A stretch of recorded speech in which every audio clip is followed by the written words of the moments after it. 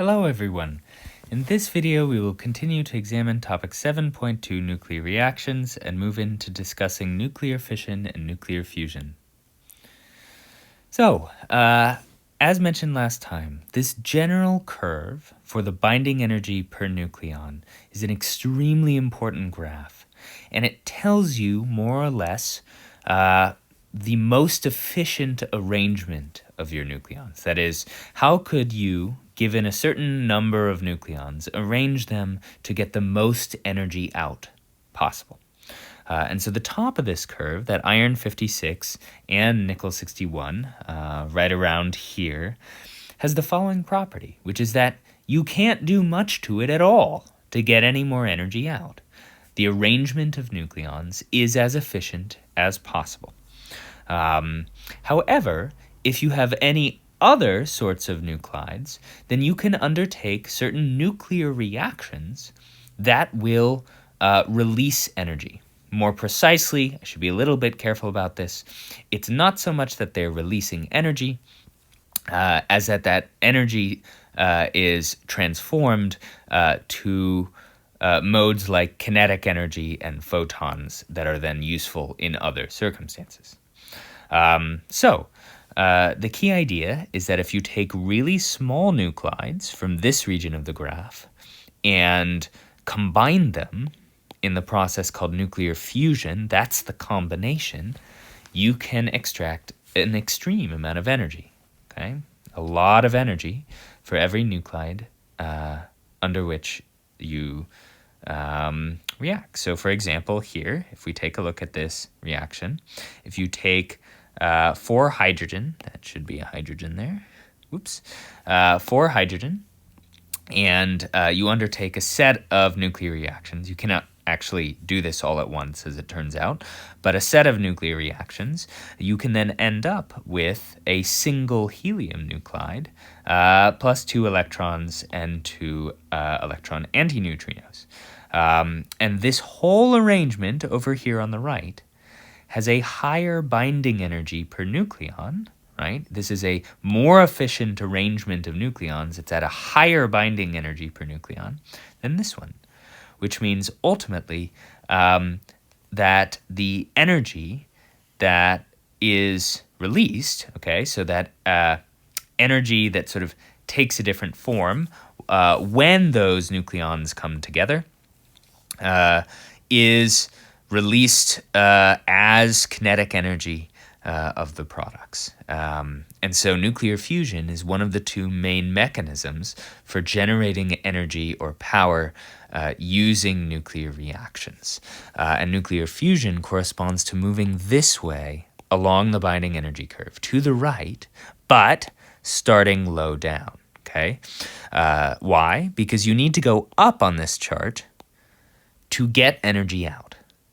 And over here on this particular curve, if you go to the right, you will end up moving upwards on the curve to a maximum of iron 56. Stars undertake nuclear fusion as part of how they sort of continue to shine. That is what makes them shine, is that there's super high temperature and pressure at the core of the star, and that leads to nuclear fusion, and then that energy is released. That is why stars are so powerful and so luminous. But they eventually stop, and they stop when that core becomes iron. They cannot fuse anymore, or if they are to fuse anymore, it does not release energy. It takes energy. And that can be done. So you can take an element over here and undertake a reaction with nuclear fusion that will bring it further along the curve, but that will take energy rather than release energy because you're moving the wrong direction on the curve. Now, what do we call it when we take one of these sort of very heavy, semi-inefficient nuclides and move to the left to release energy? We call that nuclear fission. And that's because we are splitting heavy nuclei rather than binding those light nuclei. So in nuclear fission, there are many, many possible fission reactions, but a classic one is the fission of uranium, which is a standard reaction in nuclear power plants. And that involves taking a neutron, sending it at high energy, high velocity, colliding it with U-235 or uranium-235. That uranium-235 then becomes very temporarily uranium-236, which is an unstable nuclide, and that uranium-236 then predictably undergoes the following split into strontium and xenon and a couple of extra neutrons here. This releases energy. And it's important to note that in both the case of nuclear fusion and nuclear fission, you will find the higher binding energy per nucleon in the result, at least if it is happening naturally. Otherwise, it wouldn't happen. So in both nuclear fusion and nuclear fission, you release energy. But in both cases, the thing that unifies them is that you're moving higher up on this binding energy per nucleon curve. So in truth, it's the graph that sort of combines them. And this might have answered sort of a fundamental question that many students have when first encountering fusion and fission outside of the class, which is how could you possibly get energy out of doing both, out of both combining light nuclei and splitting heavy nuclei? This chart gives you the answer why.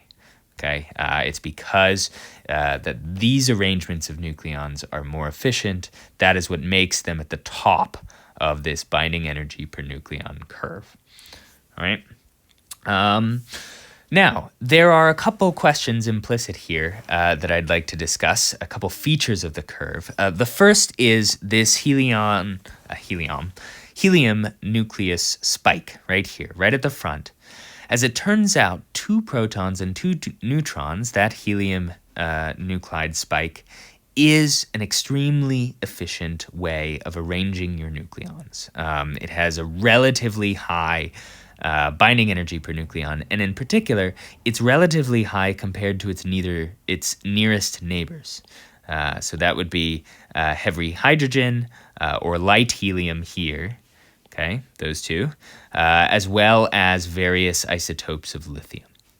And this has the following consequence, which is that because this is so uniquely stable compared to some other arrangements, that when heavy elements are trying to get smaller, they will often do so by simply emitting that helium nucleus.